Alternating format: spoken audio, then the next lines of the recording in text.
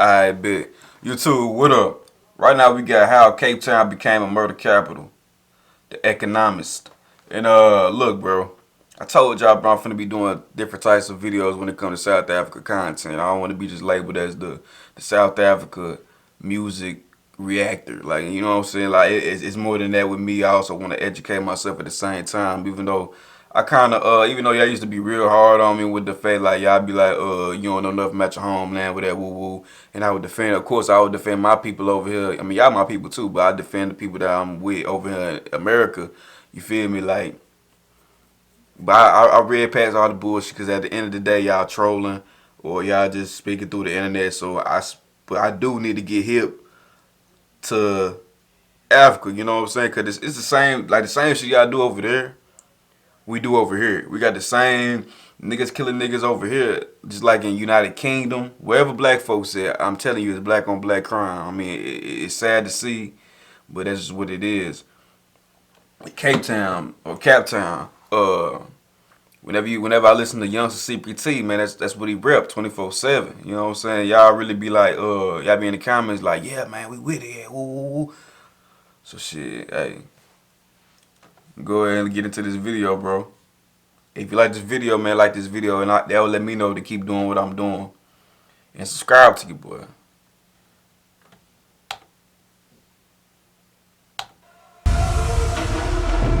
Cape Town is one of the most beautiful cities in the world. It's also one of the most dangerous. Damn! We're taking a closer look at a wave of deadly violence sweeping across Cape Town, South Africa. Over the past decade, a lethal mix of gangs and guns has caused a surge in the murder rate. Certainly in many areas there is a crisis. The lid has just been taken off the boiling kettle and it's boiling over. Last year, more than 3,000 people were murdered here. The number has doubled in a decade. In some areas, the situation is... Damn, y'all got the army in that bitch? What they call that, martial law? Y'all got martial law over there? Or martial law? ...volatile that emergency services refuse to enter. Y'all basically like Chicago. Y'all basically like Chicago in the United States. Cause Chicago got it bad. Little Rock got it bad because we top 10. But Chicago, man, like... I'm looking up this. I need to look up Chicago. You know what I'm saying? In America. Get that shit crazy. How did Cape Town reach crisis point?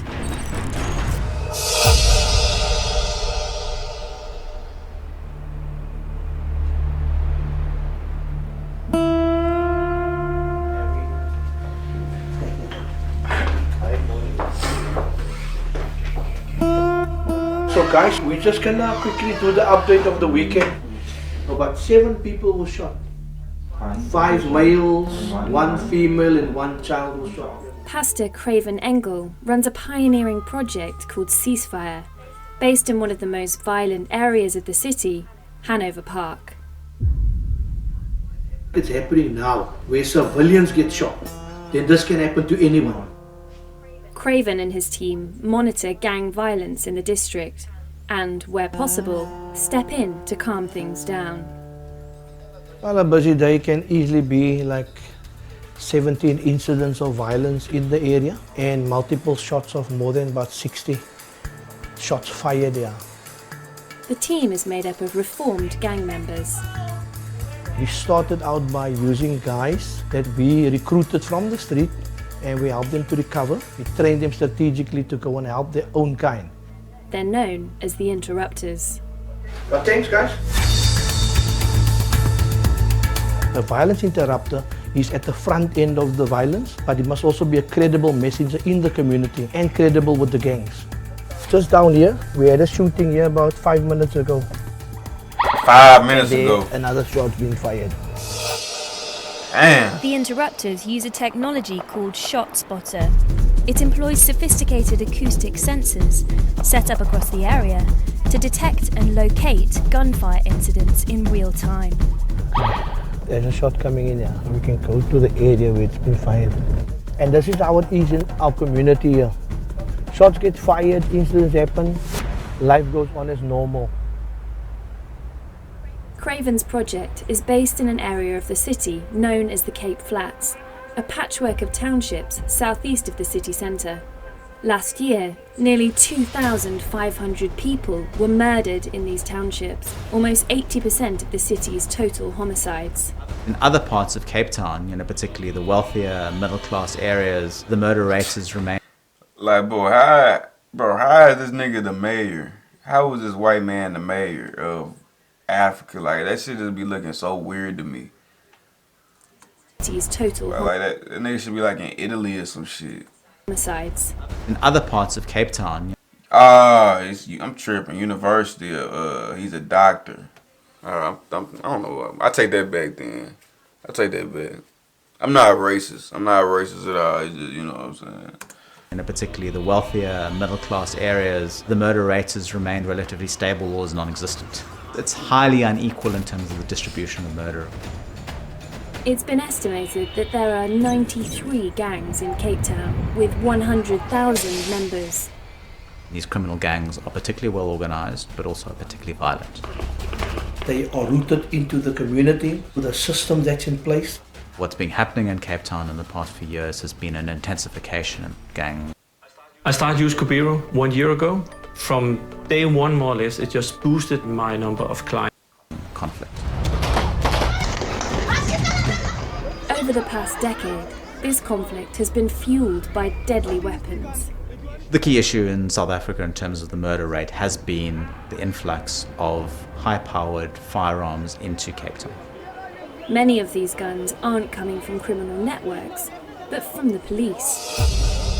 In 2016, Chris Prinsloo, a former police colonel, pleaded guilty to selling 2,400 guns to an arms dealer who sold them on to gangsters. Wow. It emboldened specific gangs, and those gangs then started to take on others, and rarely It always started with the white people, huh? escalated the gang conflict to the stage of a war. Investigators have linked more than 1,000 murders to these firearms, including 261 cases in which children were victims. Under previous President Jacob Zuma, police corruption became endemic. On the ground, gangs recruit corrupt officers who provide tip-offs about raids. This is taking place in the context of high-level corruption. Senior police officials indicate that there has been some form of collusion between individuals within the ruling party and those in the criminal underworld. In Cape Town, the murder rate has risen from 44 to 73 people per 100,000 in 10 years. It's now more than twice that of Johannesburg. One study found it was the 11th most murderous city in the world, not including places that are too chaotic to count the bodies. The crisis in Cape Town is the result of a toxic mix of factors, the roots of which go back more than half a century. Violence in Cape Town also has particularly strong historical driving factors. The city is particularly divided socially and spatially. In the 1960s, the Apartheid regime forcibly removed mixed-race people, known in South Africa as coloured, from the inner city centre. The forced removals saw them being dumped in Cape Flats and having to establish new communities. Back more than half a century. Violence in Cape Town also has particularly strong historical driving factors. The city is particularly divided socially and spatially. In the 1960s, the Apartheid regime forcibly removed mixed-race people, known in South Africa as coloured, from the inner city centre. The forced removals saw them being dumped in Cape Flats. Man, correct me if I'm wrong. So he's saying that basically, if you're mixed, you're colored. And then they just, it's dark-skinned people and it's mixed people. I hope that's not what really is going on, because, bro, that would be dumb as hell. Like, fam, what? Flats and having to establish new communities.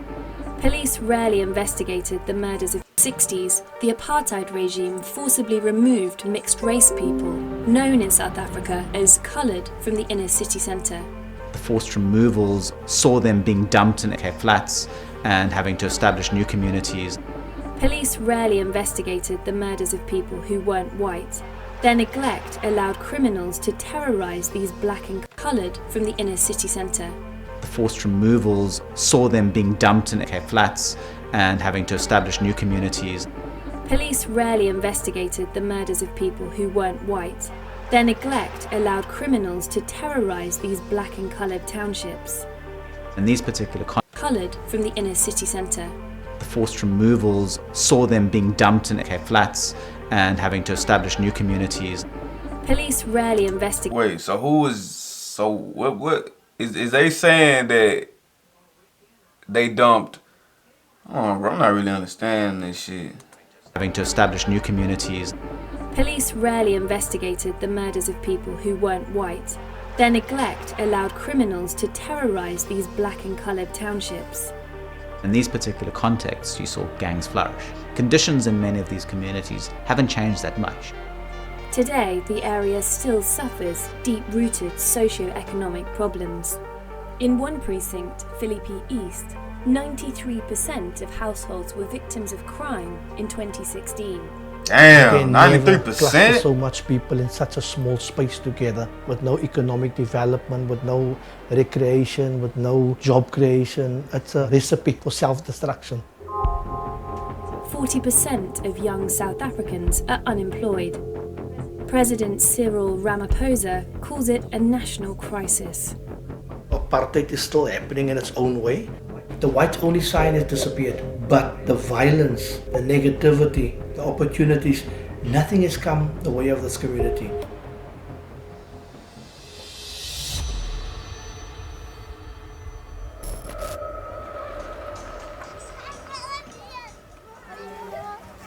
Gordon was in a gang from the age of 12. You're not going to drive without insurance, are you? That's like going to a nightclub with roller skates. After spending almost a decade in prison, he left the gang 7 years ago to become an interrupter for Ceasefire. Today, he's returned to the township where he grew up. This is my world. This is where I come from. You can see there's no opportunities, no privileges, no nothing. The only survival key inside of here is be a gangster, become a drug dealer. At the age of 12 years old, they shot my one brother there in front, the other one they shot him inside. Right there by that, right there is where I did my first murder. We grew up with the heart of stone, like we got nothing to lose. When he was a gangster, And these niggas living in shacks, bro. This shit crazy. it was Gordon's job to recruit children to join his gang, known as the Mongrels. This is the only way to make the game continue, to recruit kids, you know. But since he started working for Ceasefire, he's focused on preventing children from getting involved in gang culture. You know, rolling with these little kids, just want to be example to them, make them believe you don't need to be a gangster or a drug dealer or drug addict. You can travel the world. I can be the example, you know, and show example to all the kids. You know, it will be amazing. Ceasefire has so far helped 700 gangsters like Gordon to leave their old life behind and become community activists. But there's only so much a small charity can do. Programs like ourselves and many others will make a dent, but that dent will soon, disappear. Ceasefire is one of the tools for bringing down violence, and it can be particularly effective if it's linked to other sorts of interventions. The problem, certainly in Cape Town, is that there has been an absence of those sort of interventions. They've sort of been scattered across the city, and so they aren't particularly effective. South African authorities are taking steps to tackle the crisis. In 2018, they set up a specialised anti-gang unit tasked with bringing down violent gang crime in the city. I want to give a very clear and stern warning to gangsters. Your days are numbered. Last year, with the death toll escalating, they even sent the army onto the streets of Cape Flats. Under Mr. Ramaphosa, the South African government is also trying to replace corrupt police and prosecutors with clean ones. Yet the murder rate continues to rise. Bringing law and order to a place like Cape Flats will take time. South Africa is continually creating perpetrators of violence, particularly young men who will use violence against each other or use violence in intimate relationships against their wives, against their girlfriends, against their children. We need to do something very seriously about trying to prevent violence against children and work with families, particularly families that are at high risk of this violence happening. South Africa needs more jobs, better policing, and a cultural shift among young men. Apartheid left a legacy of violence. It may take South Africa decades to overcome it. That shit wild, bro. I'm trying to figure out what that nigga said, like, hold up. Basically. In the 1960s, the apartheid regime forcibly removed mixed-race people, known in South Africa as coloured, from the inner city centre. Forced removals saw them being dumped in flats and having to establish new communities. Coloured from the inner city centre. Forcibly removed mixed-race people, known in South Africa as coloured, from the inner city centre. So the people that's mixed had to get away from the inner city, and the black folks, like, you know what I'm saying, they're just fully black, stayed in the inner city. Is that what they saying? And that shit crazy, bro. Like, you know, as far as America, you know what I'm saying, it's humbling, because even the hood ain't that damn bad. Like, as far as, even though the hood, I mean, even though the houses is broke down a little bit, like, these motherfuckers living in shacks. Like, look at this shit, like dirt on the road and shit. Like, bro, what? So you know what I'm saying, it's definitely a humbling experience. You know what I'm saying, being grateful of what you have, and you know, violence is everywhere. It's not just in Cape Town. It ain't just in America. It's everywhere. When it deals with black people, the sad reality is, it's black on black crime, no matter what. We gotta get out that shit psychologically, like in the mind. You know what I'm saying? It's gonna take a little minute. I ain't gonna stay. I ain't gonna care. It ain't gonna happen overnight. It might not be even in my lifetime. But we just gotta hope for the best, prepare for the worst. But I appreciate bro know who I'm talking about. I appreciate him for DM me on Instagram, showing me this shit, and you fuck with it, man. Like the video, man, and pour me in. Shit, give me other videos like this to react to. I'm gonna fuck with y'all when I fuck with y'all. I'm out of here.